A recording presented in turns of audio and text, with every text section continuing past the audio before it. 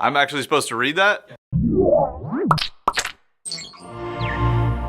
On today's episode, Geeks Plus community-inspired news. I'm John P. Hold on to your tacos. Geek Beat begins.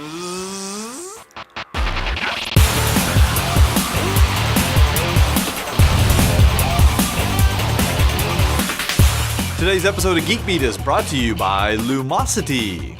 In honor of the Geeks community passing the 24,000 member threshold, I thought that today we'd gather the top stories being reported by you guys. Remember, you can join the gang by going to geekbeat.tv/geeks. We'd love to have you. First up, Andrew Cowley pointed us to a new substance called Morph. It's a new material that's conductive, piezo-resistant, and printable in the latest generation of consumer 3D printers. Why does it matter? Well, researchers at the University of Warwick in the UK have developed a low-cost material they've called Morph that could give us the ability to print electronic circuitry and components on commercially available 3D printers. The Warwick team has now used Morph to create things like touch-sensitive gaming controllers, a motion-sensing glove, and a mug that knows how much liquid is in it. That is very important, Dave. It'll tell you if it's half empty or half full. You don't have to think about it. Right. Andrew's been busy in the news reporting department because he also shared this one. As I predicted, definitive proof that robots are going to eat your brains, not zombies. I told you so. Inspired by a TV show where plastic surgeons use maggots to eat away dead brain tissue, neurosurgeon J. Mark Simard of the University of Maryland School of Medicine has been developing a prototype for a larva-esque robot that could eat away at a brain tumor from the inside. That's right, a robot that eats your brain. The bendy maggot bot can zap tumors with an electrocautery tool, then suction out the dead tissue. It can be controlled remotely, making it possible for the surgeon to monitor the tumor and direct the robot to certain tissue while the patient is undergoing an MRI. That's a big deal because an MRI helps doctors see which tissue is okay, but you can't exactly crawl in one of those machines to do brain surgery while it's working.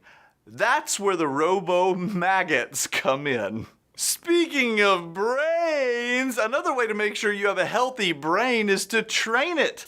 Lumosity.com will let you do just that. Lumosity is like a personal trainer for your brain that lets you build your own customized training program to enhance your memory and attention. Plus, get detailed training summaries and stats to keep track of your progress and see where you need to improve. Best of all, Lumosity is fun. Let's face it, if it felt like you were taking the SATs, no one would do it. But Lumosity lets you play addictive little games that'll keep you entertained for hours. And without the guilt, because you can always just tell your mom you're in your room exercising. Just visit lumosity.com/geekbeat and set up your free account. Don't let tens of millions of other people get smarter than you. Beat them to the punch. And maybe one day you can even invent something more awesome than the robo-maggot. God, I hope so. That's lumosity.com/geekbeat. 1-800-lumosity.com/geekbeat. I only repeat myself for those of you who haven't yet improved your memory with lumosity.com/geekbeat. lumosity.com/geekbeat. You are getting very smart. Marilyn Jones found one of the most awesome dresses of all time. That's right, I'm reporting on dresses. This is the Star Trek Dr. Carol Marcus dress. Who is Dr. Carol Marcus? Well, apparently she's a hottie to start with, and she's also the only female character other than Uhura in Star Trek's Into Darkness. We should get Callie one of those dresses. Yeah. It'd be pretty cool, Heck actually. yeah. Utkar Sethi found another cool printing technology. This time an international team of engineers is using self-assembling block copolymers, a type of material that can spontaneously form ultrafine structures.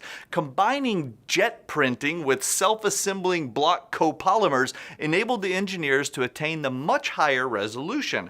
That's important because normal printing technology is only good to around 200 nanometers, but when combined with these self-assembling block copolymers, printing can achieve approximately 15 nanometers of density, and that means finer resolution and just better stuff. Transformers, more than meets the eye.